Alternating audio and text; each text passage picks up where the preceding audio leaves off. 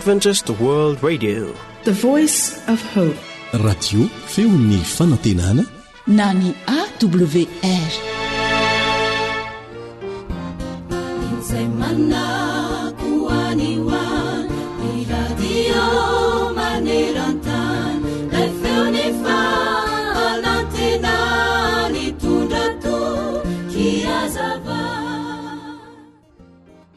Tonga teo alohan'ny tetezana i Tamara mpamily fiarakodia nitondra ity fiara be fieno entana. Teo amin'ilay tetezana dia nisoratra hoe tsy mitondra mihoatra ny 12 taonina. Ny lanjan'ny entana hoentin'i Tamara nefa 20 taonina be izao. Analana aloha ny entana dia miverina rehefa tafita maka ny sisa, izay no eritreriny. Mety tokoa izany nefa tsy narisika tamin'izay izy. Efa mba mpandray ny fanasany tompy ihany nga Tamara ka nalala ny vavaka. Noho izany dia ny tompy tany amin'Andriamanitra ny sainy. Angataka amin'Andriamanitra ho izy aneritreritra mba hiarovany amin'ny loza. Mino aho fa anampy ahy izy. Vitan'Andriamanitra dia tsy hampianjiriny io tetezana io. Nidina ary Tamara dia nandohalika ny vavaka teo amin'ny moron'arabe. Ny talao fatratra izy. Ampio Andriamanitra, raha tahinao aho ka tafita eto dia anao fanatitra ho anao amin'ny fotoana izay andehanako any am-piangonana. Ampio Andriamanitra. Tena ny vavaka sy ny taraina tokoa Tamara. Ireto namany moa nitazana satria tsy mahafantatra izay atao hoe mivavaka akory. Dia nitsanga ny Tamara avy eo. Dia niakatra ny fiara. Namily ny fiarakodia. Kristianina moa ny tena ka vonina ny androso hoe matoky an'Andriamanitra. Sa andeha eo ve ianao? Hoy ny namany. Sa hoy sady vonina. Tsy zaka ny tetezana ane io e. Aza manaonao foana eo ianao. Tsy zaka ny tetezana io. Nefa fantatro fa Andriamanitra no miaraka amiko. Andriamanitra miaraka amintsika. Tsy hitanareo ve izany vavaka teo e? Fa ianao ve mpivavaka fotsiny sa shofery? Izy roa miaraka e, hoy Tamara. Dia niala daholo namany satria natahotra. Nivavaka indray izy aloha vao niainga. Niala nenina faraparany angataka fanampiana. Dia nivelominy ny fiara avy eo, dia niroso moramora niakatra ny tetezana. Tonga eo ambony tetezana ny entana manontolo. Niontsona ny tetezana, niejika niaraka tamin'ny tetezana ilay fiara be, tsemboka inga sofera, tsy kivy anefa. Ny hira mafy izy mba hanala ny tahotra. Ny roso moramora ihany ilay fiara be, afaka ny lohany. Tsy nitsahatra ny letsy kelikely ilay tetezana fa tonga sy teny epita ihany. Vatany vao tafita dia nafindra ny Tamara ny vitesy. Faly izy ary lasa lavidavitra vao ny sento. Avaka niditra ireo namany falifaly. Tafita ihany, mahery ianao ka? Dedeka iringa mpamily sady ny teny hoe tsy malala ny Tamara nga. Firy-taona nalaovana fiarakodia no heverinareo fa tsy ahy. Ampafiry izay efa netiny io e.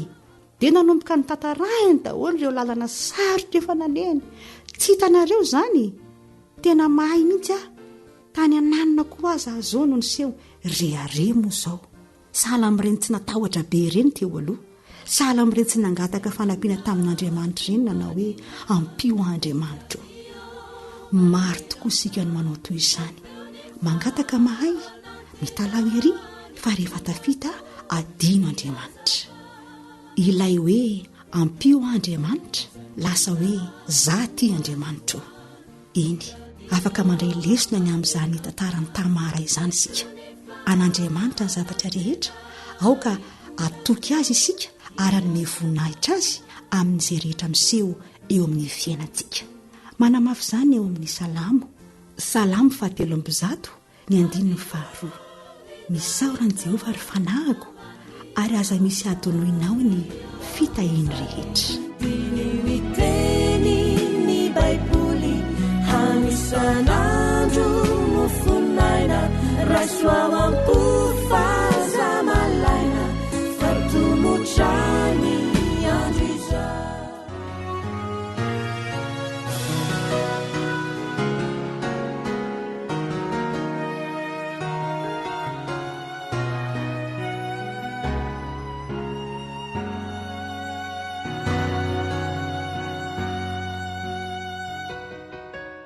Menatrao totsisayana tunana vautra miao anatykoa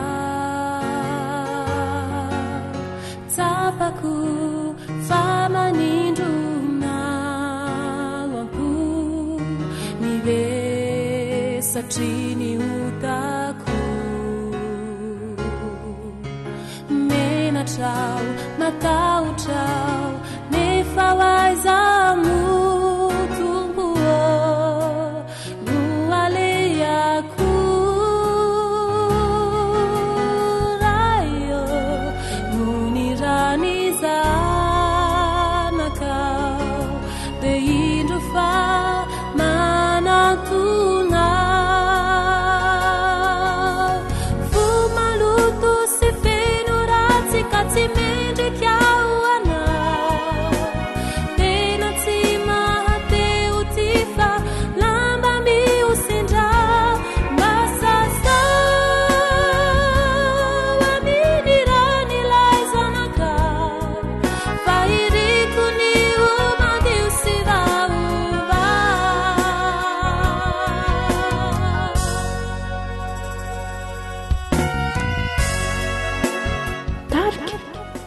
Kristi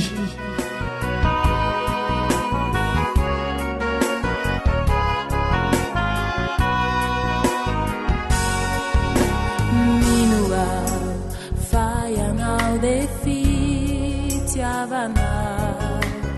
kahandray sy amelahai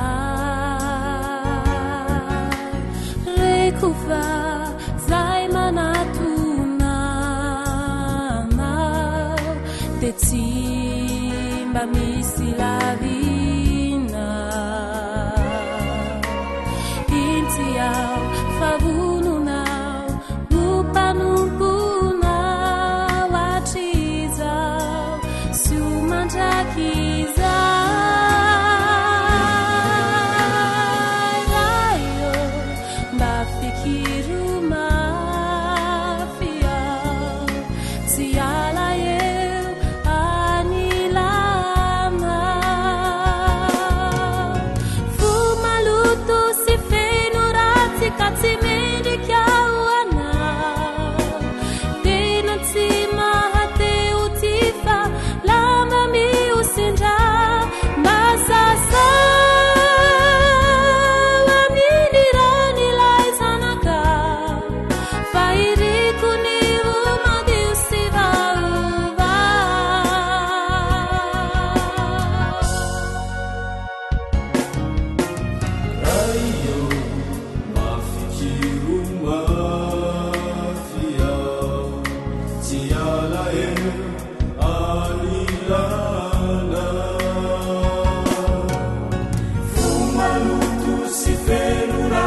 katsi mendrikyao anao tena tsy mahateo ty fa lama miosindra mba sasao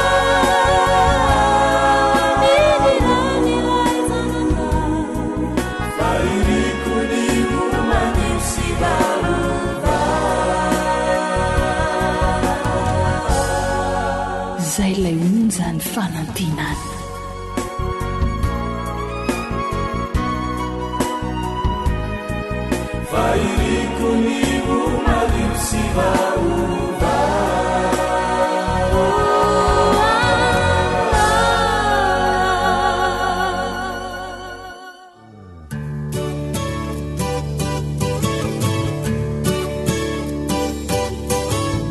atolotry ny feo fanantenana ho anao tsara ho fantatra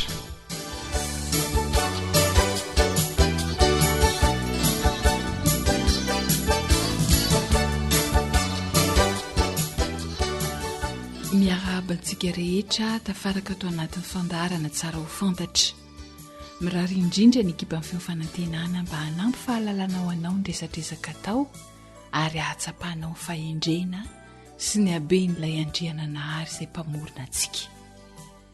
Betsaka no efa nahita biby boriky kanefa mety hisy ihany koa angamba mbola tsy nahita izany, dia iresaka mahakasika amin'ny biby boriky mihitsy ny fandaharantsika anio ka dia mino finaritra ary.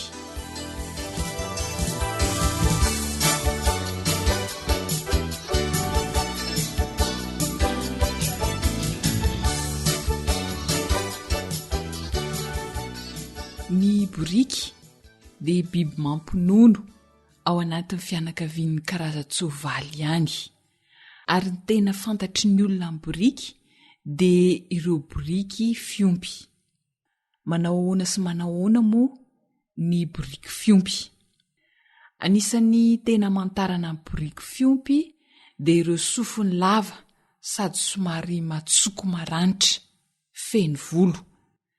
Tena manify ny sofin'ny boriky fiompy ary mahatalanjona dia afaka mihetsiketsika sy miodikodina hatramin'ny 20 degré ny sofin'ny boriky. Izay fomba namoronan'Andriamanitra izay no mahatonga ny boriky ho afaka maheno tsara ireo feo rehetra izay manodidina azy.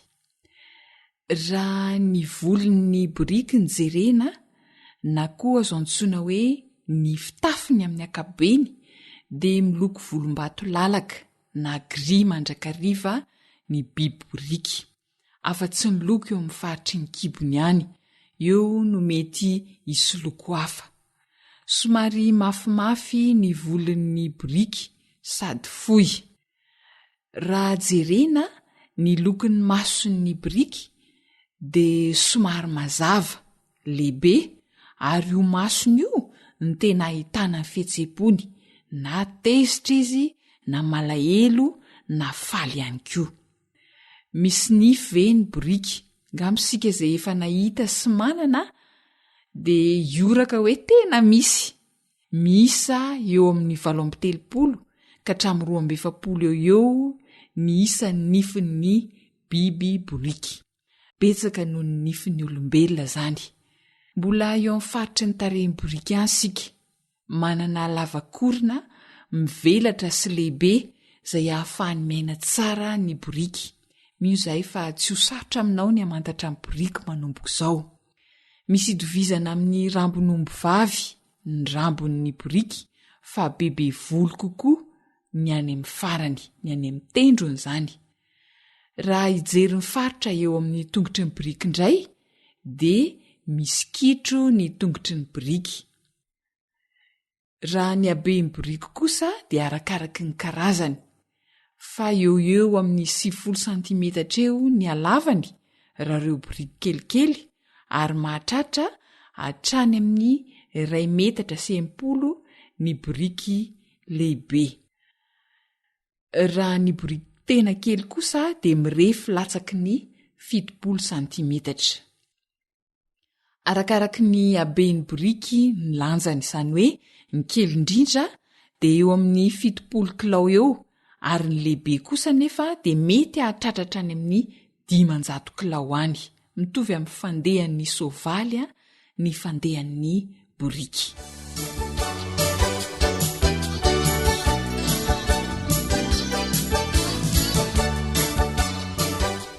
Aiza ny toerana onenan'ny boriky sy ahitana azy? Ny boriky fiompy dia avy any amin'ireo boriky dia avy any Afrika. Izay zany no nahitana azy voalohany. Ankehitriny anefa dia ahitana azy avokoa ny kontinanta rehetra. Inona ny tena ampiasan'ny olona ny boriky? Any amin'ny firenena sasany dia ampiasaina atao fitanterana ny boriky. Misy ihany koa anefa ireo mampiasa azy amin'ny resaka asa fambolena. Any amin'ireo firenena mandroso sasany indray dia ampiasaina ho amin'ny fialamboly na hoe biby fitaiza na sakaiza ao an-trano mihitsy ny boriky. Ny boriky dia biby tia miaraka amin'ireo namany hafa, fa tsy tia mandeha irery. Biby afaka minamana amin'ny biby hafa izy, toy ny soavaly, ny osy, ny ondry, ny boriky. Inona ny sakafo ny boriky? Ny boriky dia mpihinan-java-maniry toy ny bozaka, ny voninkazo, ny mololo. Ireo no tena sakafony. Tsy afaka mihinana be dia be indray mihinana nefa ny boriky, fa ny mety aminy dia mihinana fatra kely fa matetitetika. Misotro rano matetika ihany koa izy, ka mety alany rano eo amin'ny 10 litatra ka hatramin'ny 15 litatra isan'andro eo ny boriky iray. Zava-dehibe amin'ny boriky tokoa ny retsika fanamboloana, satria miantehitra be amin'ny resaka fofona izy ary tena manimboly be ny orony. Mora mahana tokoa ny boriky, mailo zany izy raha izay no mahalaza azy. Amin'ny sakafo izay tsy mbola fihinany na tsy fantany, raha toka mampatahotra azy zany na mampiaya azy, dia tsy misalasala izy mamoaka an'izany amin'ny vavany.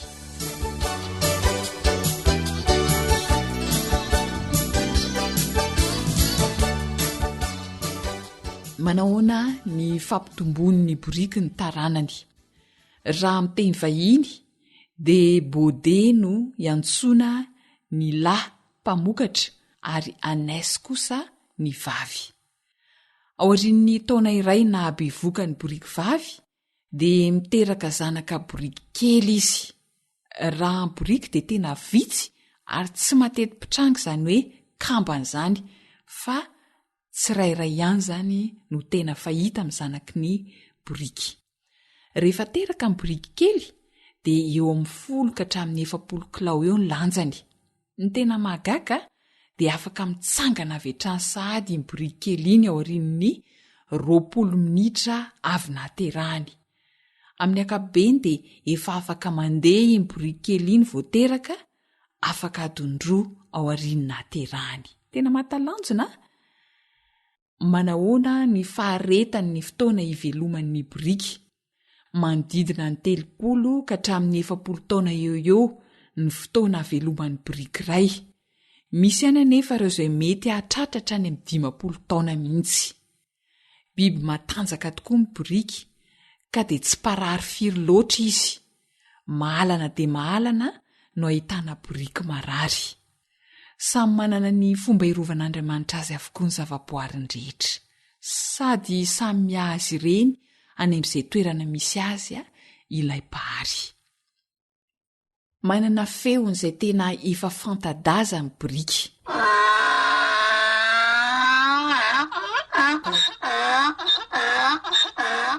Mamoaka an'izay feo izay ny boriky rehefa mirahaba, na ihany koa nona, na tezitra, na rehefa mampitombo taranaka.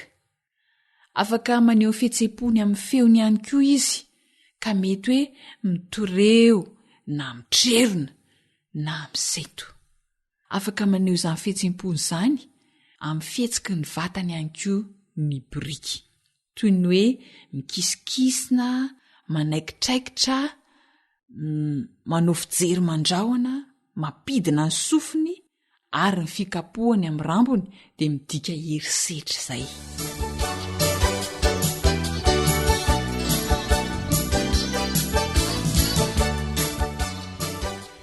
Inona no tena mampiavaka ny boriky? Misy ireo mampiasa fitenenana hoe vendrana toy ny boriky, na koa le hoe boriky lahy na boriky vavy ity. Tsara mampatsiahy antsika fa biby tena mailo tokoa ity biby boriky ity. Raha tohatra ka misy lalana mety ampidi-doza ka tsy mahatoky ny tompony ny boriky, dia tsy ety andeha amin'izany lalana izany mihitsy izy, na dia kapohana mafy dia mafy aza. Manomboka izao izany dia tsara ny afantarantsika fa tsy biby vendrana araka ny tenenantsika olombelona azy ny boriky.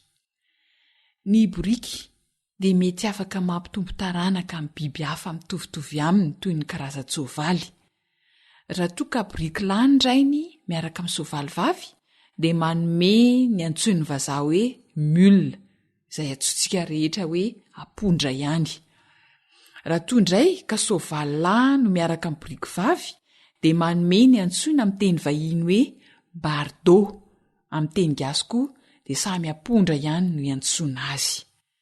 Mety hisy ihany koa anefa ny fitambaran'ny zebra sy ny boriky ka manome ny antsoina amin'ny teny vahiny hoe zebranina. Biby mahatalanjona tokoa ny boriky ary averina fa in'ilay mpahary any amin'izay toerana misy azy izy ireny. Hoy ny mpanao salamo hoe mampandeha loharano eny amin'ny lohasa izy Andriamanitra ny resahany eto. Eny anelan'elan'ny tendrombohitra no alehandreny ka isotroan'ny bibidia rehetra sy analan'ny boriky diny etaetany. Andriamanitra no manome rano azy satria fantatsika teo fa mila misotro rano matetika hatrany amin'ny 12 litatra isan'andro ny boriky. Tsarovo mandraikariva fa manoatra no iren'ny fehin'Andriamanitra anao. Dia izay ihany koa no amaranana ny fandaharana tsara ho fantatra tamin'ity androany ity. Jedidia Zoanitra no nanomana izany ho anao, ry lahy kosa ny teo amin'ny lafin'ny teknika, mirary ny tsara indrindra ho anao.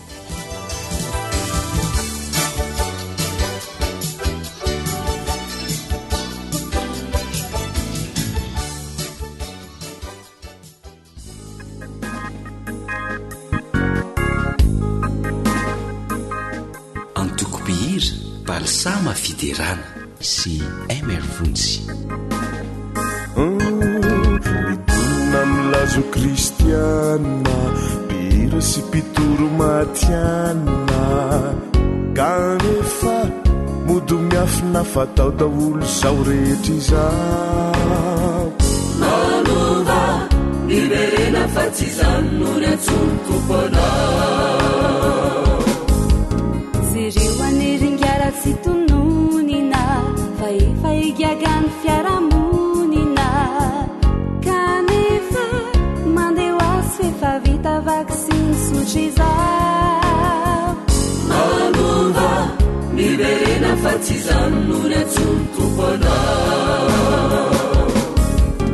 Andao rete ho tsy mbakonia samba fiataon'ny fiangonana, manaratono asay tompo-atao ka de lasa manjono ianao. Miverere mibebatsy ho laniko raha ny fitiavam-bola fotsitry ny ratsy ane ny tompo ananatra ny se. Lazay ianao avelo ireo fazarana, tsy aleo re mihaino fananarana. Ovare lakolosany zao ira eninao anio izao. Zao tire no antso farany malaky miverena zao de zao. AWR Téléphone 034 06 797 62 033 37 106 13.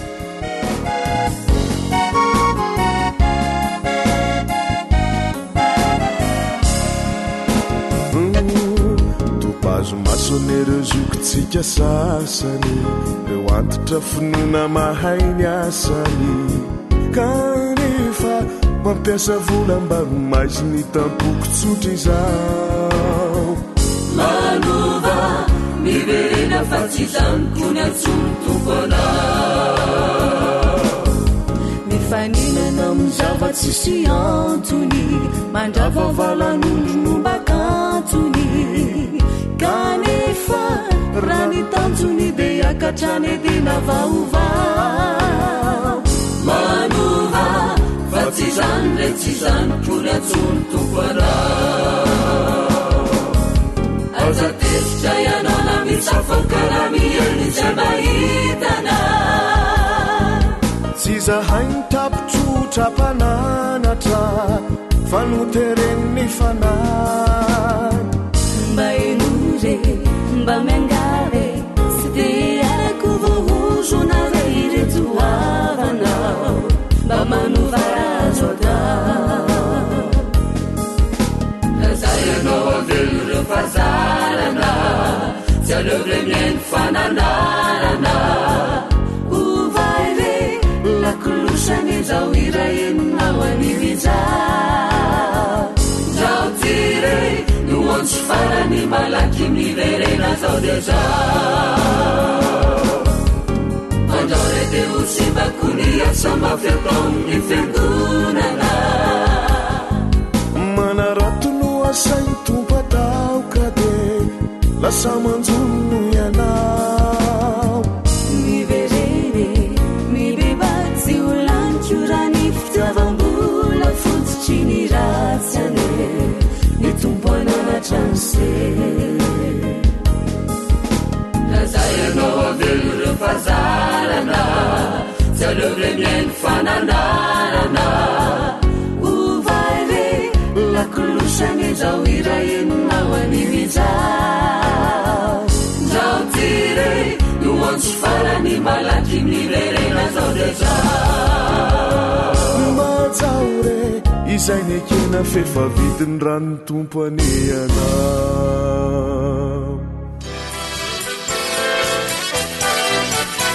AWR manolotra ho anao feo ny fonantena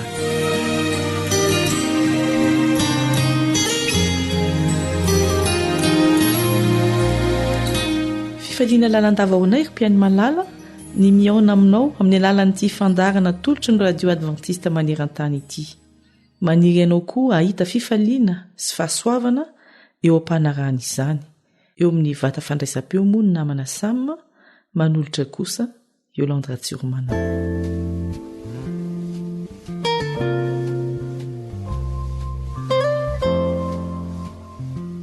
Angamba ianao efa nivavaka tsy ho an'ny tenanao fa ho an'ny ray aman-dreninao na ho an'ny vadinao na ny zanakao na ho an'ny olona izay tsy fantatrao akory aza fa heverinao fa ilaina izany.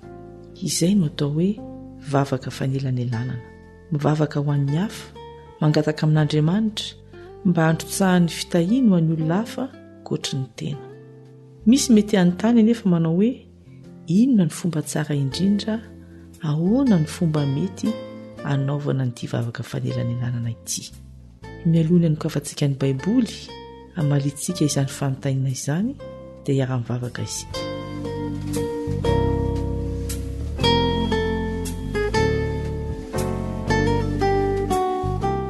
Ray malalo, matetika izahay dia mivavaka ho an'ny hafa nefa tsy hainay izay tokony atao. Mampianarana amin'ity anio ity, hivavaka ho an'ireo izay mily izany mba handray fitahiana sy fahasoavana na ny tenanay na ny olona izay anaovanay izany vavaka izany. Fa amin'ny anaran'i Jesosy Kristy no angatahana izany. Amen.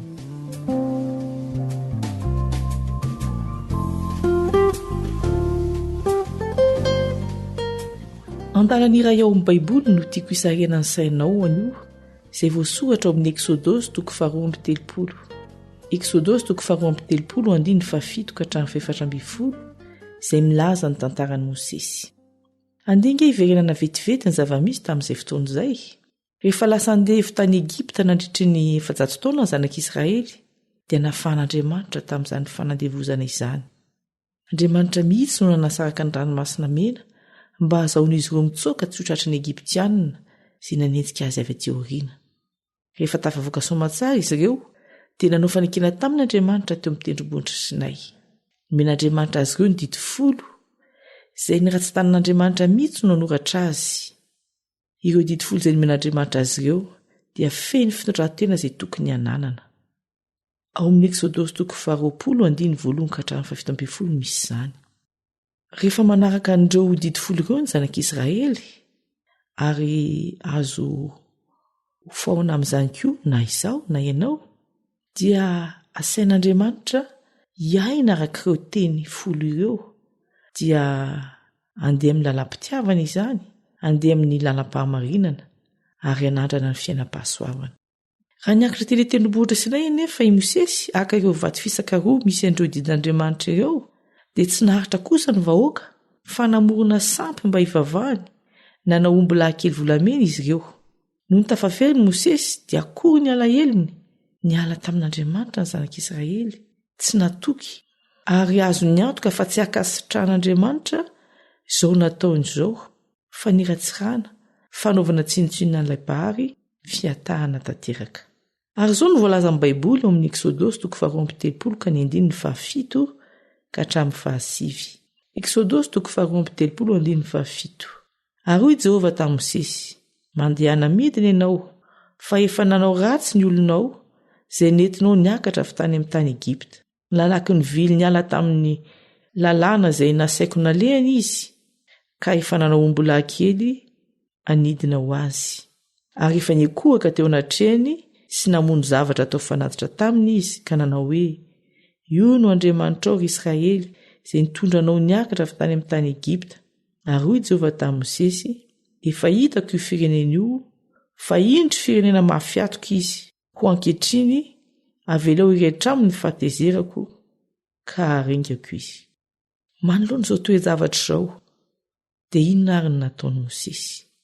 Nanao fanelanelanana Mosesy, ary azo lazaina fa misy dingana 3 izany. Voalohany indrindra, nifona tamin'i Jehovah Mosesy, mangataka famelana, mangataka famindrapo, tsy manadio tena na maina maivana ny ratsy vita, fa miaikeloka tanteraka. Ao amin'ny Exodosy 4:13 ihany ka eo amin'ny 9:20 dia zao ny vaky ny teny.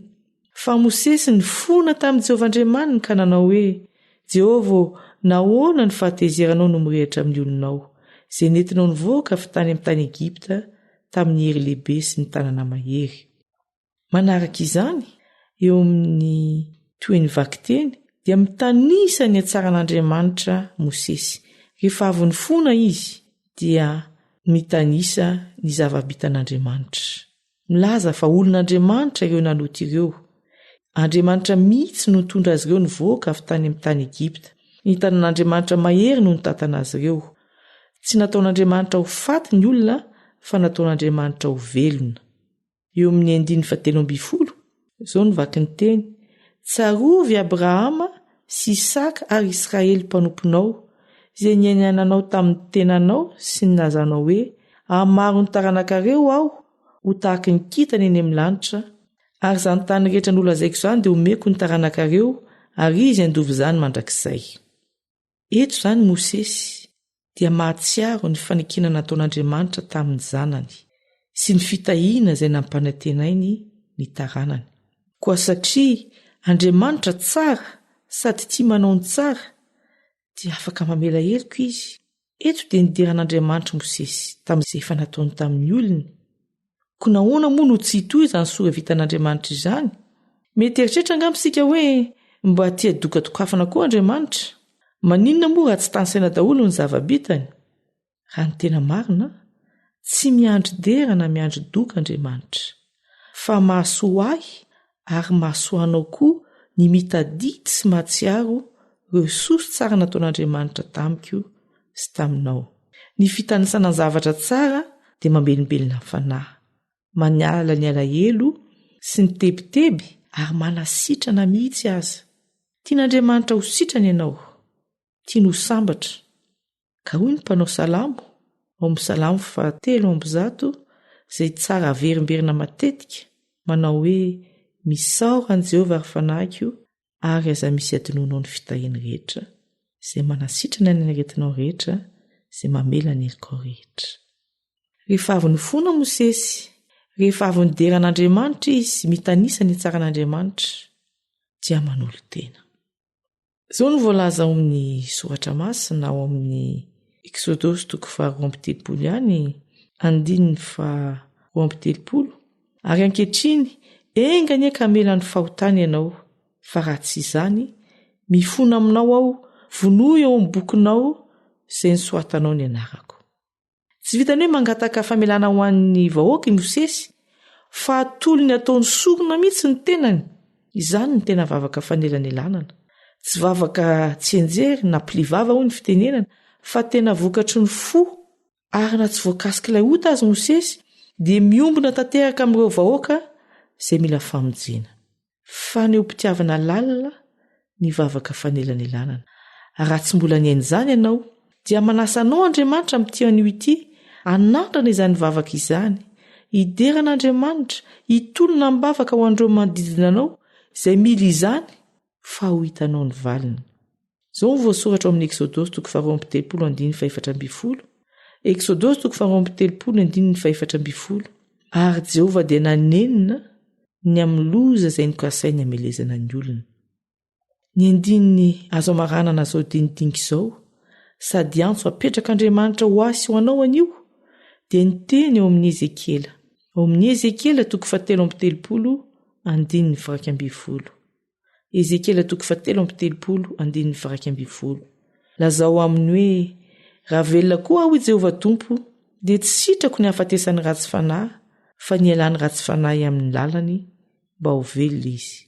Miala amin'ny lalan-dratsinareo fa nahoana moa no te ho faty anareo ry taranak'Israely. Ka mba ialana amin'izany lalan-dratsy izany dia manasa antsika hivavaka ary indrindra hanao vavaka fanelanelana.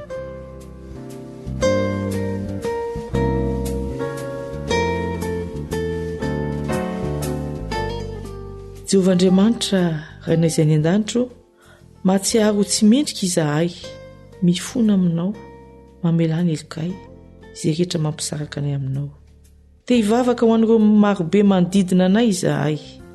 Ampio izahay tsirairay avy izay nandray ity teny ity anio, mba ho tonga mpanelanelana tokoa, mba hivavaka ho an'ny hafa ary mba hakasitranao amin'izany adidy masina izany. Fa amin'ny anaran'i Jesosy Kristy no angatahako, no angatahana izany vavaka izany. Amen.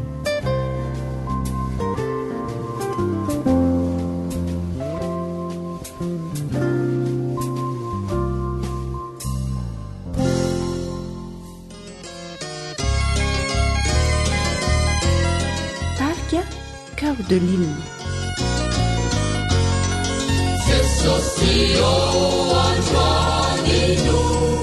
Ambaraku sinyambacha nididi zaranifu kufakacha fakacha meru ituma fatyavuku rutechara sinangezatayo chinisyo mekone faminaku vitukutsitu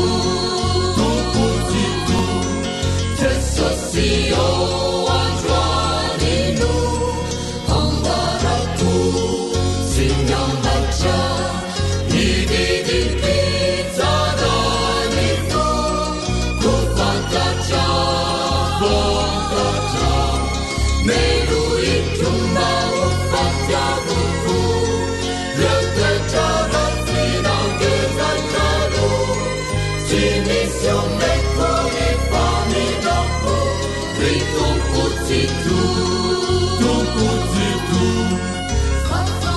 Fantatu Firas Tesone Vijama Besaraka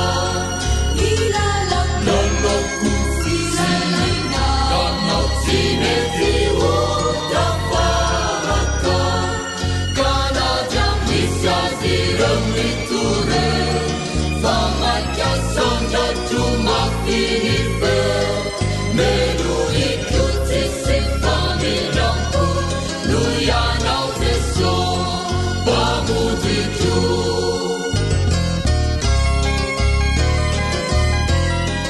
Radio Femini Fanantenana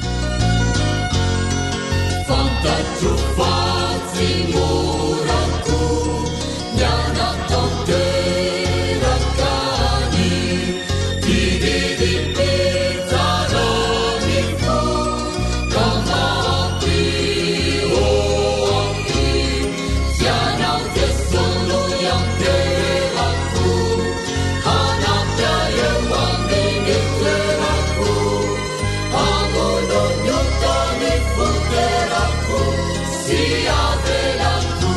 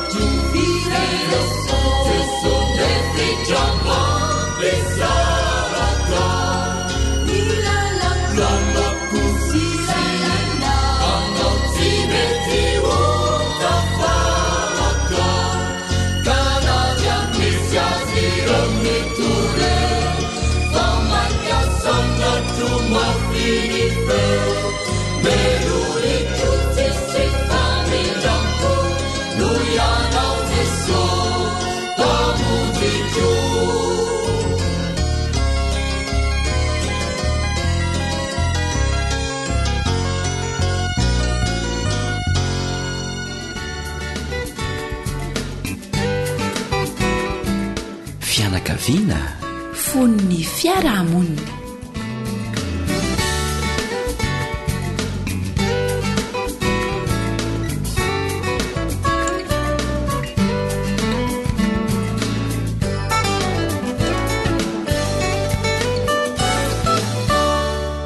tonga amin'ny fotoanany fanarahana indray sika ry mpiaino ajaina manasantsika rehetra indrindra fa ny iray mpianakaviana anongila tsofina tsara hanaraka ny fandaharana.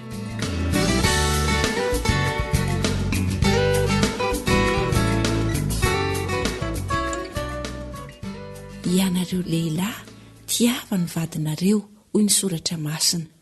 torohevitra ho anao ray amin'ny fomba fanehoana fitiavana ny vadinao no aroso eto. So mety anahirana anao mantsiny anao izany dia arao ary ny torohevitra.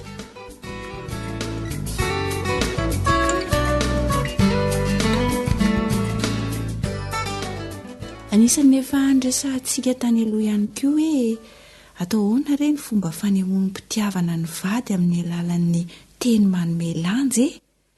Maro karazany ity sokajy faharoa ity.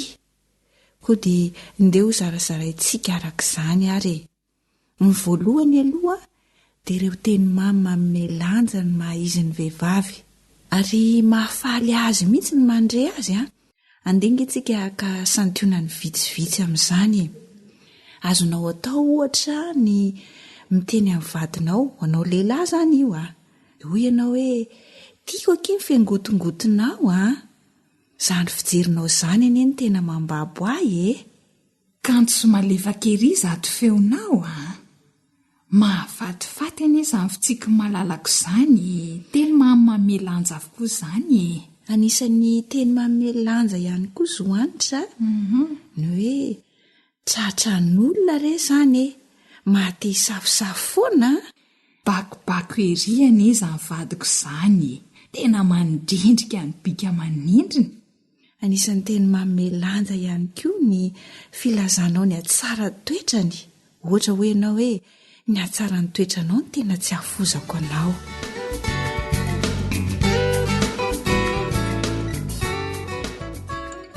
Manaraka io karazan-teny mamy mikasika ny maha-izy azy io dia ao koa ny fiderana ny asa vitany. Reto indray misy santionany vitsivitsy. Mahatsiro sy mahasalama ky ny sakafo nandrahoanao a. Na koa hoe mahatehoana ny tranontsika fa sady madio no milamina. Tokony mba ho ambetindresaka ao lehilahy ihany koa ny misaotra betsaka ny vadinao fa voapasoka tsara ny fitafianao. Dia azonao atao koa ny hoe tena azo hitarafana mihitsy ny kiraro ny borosianao ty a. Eo ihany koa ny hoe andray izany tsara ny nanamboaranao ny voninkazo anaty vazy reto e. Eo dia eo ihany koa ny fiderana ny asa vitany eo amin'ny fanabeazana ny zanany. Ohatra hoe azonao atao no miteny aminy hoe mahampiaiky volana ny olona ny fitezana ny zanantsika.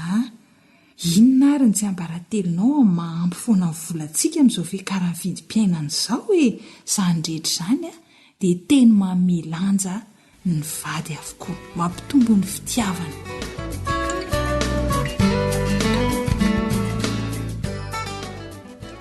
Dia anjaranao zany ny manao fampiarana ny torohevitra izay naroso teto ho fanehoanao fitiavana ny vadinao. Ary mba ho tokantrano tiany Jesosy sy ny anjely no nenana mandrakarivany ny tokantranontsika tsirairay avy. Ary eto indray ary aloha ny androany fa manome fotoananao amin'ny manaraka indray ny namanao Zoanitra sy Fanjaniaina ary Joseiva ny sana ny lafin'ny teknika. Veloma tompoko.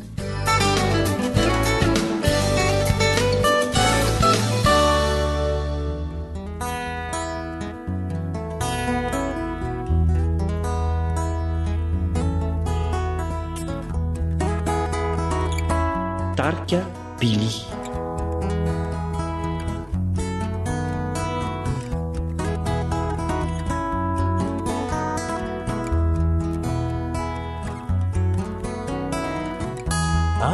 kazamaditry fanao tiako anao kaza magnia fa zao mbo tia na miana lalagna agnintsiagna dalagna fa fahafatesagnavako no tambiny ota fa fahafatesagnavako no tambiny ota anao kaza maditry fanao tiako anao kaza magnia fa zao mbo tia na miagna lalagna agnintsiagna dalagna fa fahafatesagnavako no tambiny ota fa fahafatesagnavako no tambiny ota anao karaha tsy tiajery avako famonjena fa jeso nafonia agnidrako amonjy antegna ndragnahary mitianao ndragnahary mitianao kazambela anao ko ambalatiany zao ko tsiariany anao ko ambalatiany zao tsiariany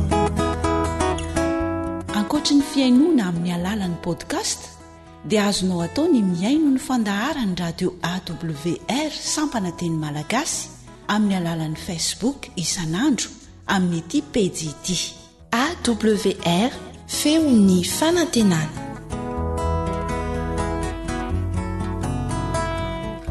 anao kaza maditry fanao tiako anao kaza magnia fa zao mbo tia na miagna lalagna agnintsiagna dalagna fa fahafatesagnavako no tambiny ota fa fahafatesagnavako no tambiny ota anao karaha tsy tiajery avako famonjena fa jeso nafonia agnidrako amonjy antegna ndragnahary mitianao ndragnahary mitianao kazambela anao ko ambalatiany zao ko tsiariany anao ko ambalatiany zao tsiariany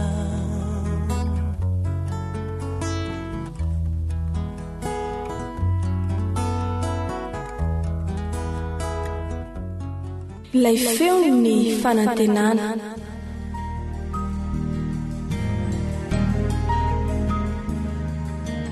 faniteninao no fahamarinana taridalana manokana fianarana baiboly avoaka ny fiangonana advantista maneran-tany iarahanao amin'ny radio feon'ny fanantenana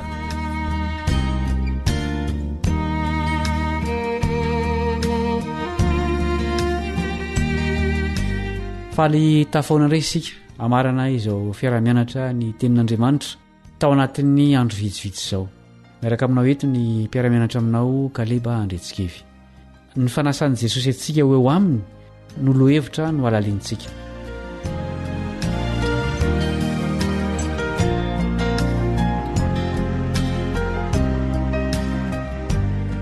andeha aloha irahana mamerina ny tsenjery tadidinao ve Matio 7:20 mankanesa ty amiko ianareo rehetra izay miasa fatratra sy mavesatra entana fa izaho no hanome anareo fitsaharana. Mankanesa ty amiko ianareo rehetra izay miasa fatratra sy mavesatra entana fa izaho no hanome anareo fitsaharana.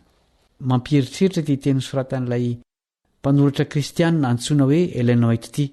Izao no soratany ao amin'ilay boky amin'ny teny anglisy mitondra ny lohateny hoe Child Guidance takila fa 720.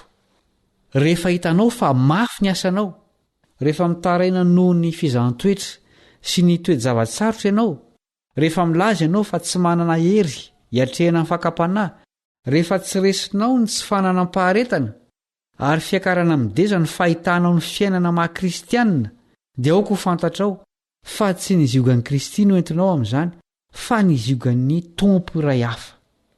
Manahoana kosa ny olona izay mitondra ny zioga maivan'i Kristy?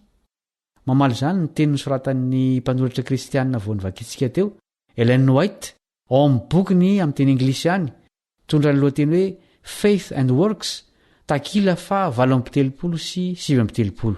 Hoy izy, ilaina mandrakariva ny fiembenana sy fanoloran-tena feny fitiavana sy vokatry ny fo, kanefa miseho azy izany rehefa azon'ny herin'Andriamanitra amin'ny alalan'ny finoana ny fanahy. Tsy misy na inona na inona azontsika atao mba ahazahoana sitraka eo anatrehan'Andriamanitra. Tsy afaka mitoky amin'ny tenantsika isika na amin'ny asa tsara ataontsika, kanefa raha makeo amin'i Kristy amin'ny maha olombery sy mpanotantsika isika dia ahita fitsaharana ao amin'ny fitiavana. Andriamanitra dia mandray izay rehetra manatona azy ka mitoky tanteraka amin'ny famendrehan'ilay mpamonjy voaomby tamin'ny hazo fijaliana. Miboiboika avy ao am-po ny fitiavana. Mety tsy entanentam-pifaliana isika, saingy mitoetra ao anatisika ny fitokiana maharitra sy ny fiadanana. Ho maivana ny entana rehetra satria mora ny zioga ampitondrain'i Kristy.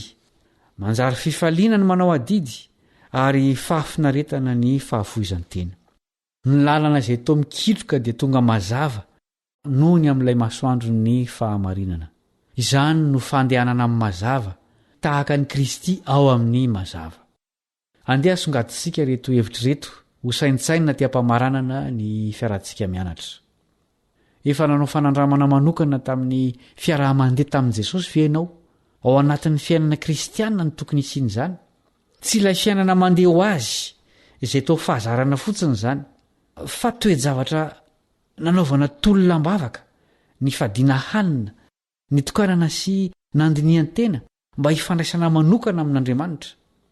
Mampanakaiky antsika amin'i Jesosy izany, ka rehefa nandalo tamin'izany ianao dia zarao amin'ny hafa izany fanandramanao izany mba hampahery azy ireo. Araka ny vavaka nataon'i Jesosy ao amin'ny Matio 6:15-20 dia nafenin'Andriamanitra tamin'ny endry sy ny manantsaina, kanefa nambarany tamin'ny zaza madinika ny drafitra ny famonjena amin'ny alalan'i Jesosy. Andriamanitra ve ny te-hanafina sa ny avinaviny olona sy ny fanandratantena ny tsy hatakara ny drafitr'Andriamanitra? Mila miverina ho toy ny zaza ireo izay mihevitra ny tena no ambony loatra ka tsy mahatakatra zavatra tsotra intsony. Ny atao hoe kristianina dia olona miara-dalana amin'i Jesosy, izany hoe manohy ny asa nataony. Betsaka ny fomba azo atao hanamaivanana ny enta-mavesatra ny manodidina antsika. Anisan'ireny ny zava-madinika izay tsy heverina akory indraindray, toy ny hatsaram-panahy, tsikikely, fangorahana, fahalalam-pomba sy ny sisa. Saintsainy misimisy kokoa ny tenin'i Jesosy hoe malemy fanahy sady tsy miavinam-po. Matio 7:20. Manahoana ny ankamaroan'ny olona amin'izao fotoana izao? Na ny mpivavaka aza, malemy fanahy ve? Tsy miavinam-po ve? Alevo sary an-tsaina ny toe-javatra misy. Jesosy malemy fanahy sady tsy miavinam-po. Ny vahoaka be dehibe misorateny ho mpanaraka azy anefa hienjana, masika, miavinavina, kizitina, tsy azo iaraha-monina sy ny sisa. Inona ny fanefitra izany? Ny hazo fijaliana. Raha mibanjona an'i Jesosy miantona eo amin'io hazo io ny kristianina sy izao tontolo izao dia hitsonika avokoa ireo toetra mifanohitra amin'ny an'i Jesosy ireo. Azadiny ny tenin'i Jesosy hoe sambatra ny malemy fanahy fa izy no andovan'ny tany. Andeha isika hivavaka amaranana tanteraka izao fiarah-mianatra izao.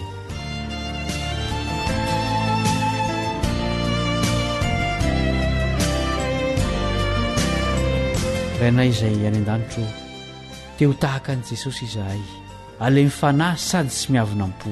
Tsy hainay ny manova ny toetra anay, koa irao ao am-ponay ny fananao masina mba ampanahaka anay an' Jesosy.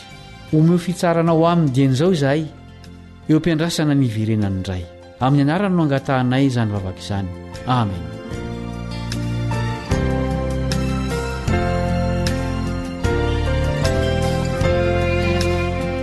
Saotra no niarahanao nianatra ny tenin'Andriamanitra taminay.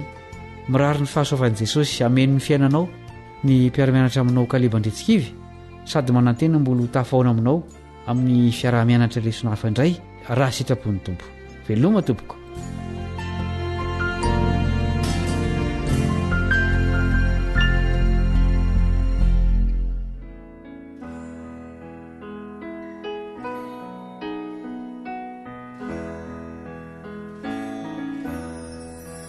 Precious Lord, take my hand, lead me on, let me stand. I am tired, I'm weak, I am worn.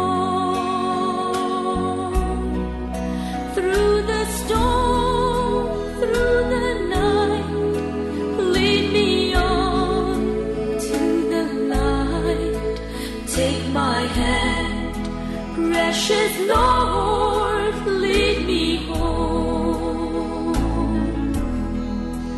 When my way grows drear, precious Lord, linger near.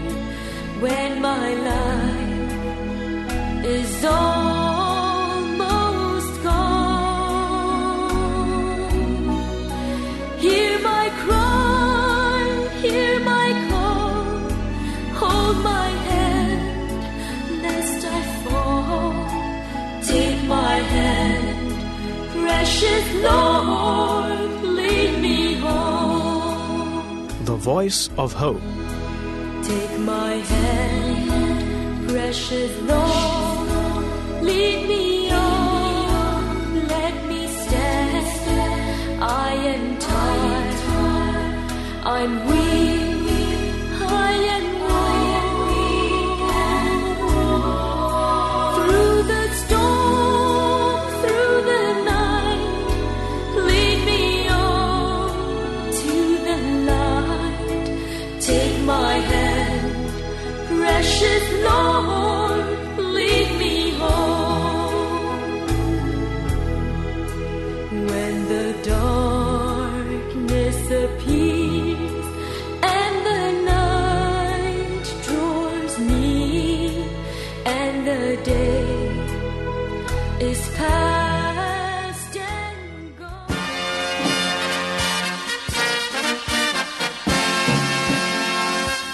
Adventist World Radio, The Voice of Hope. Radio feony fanantenana.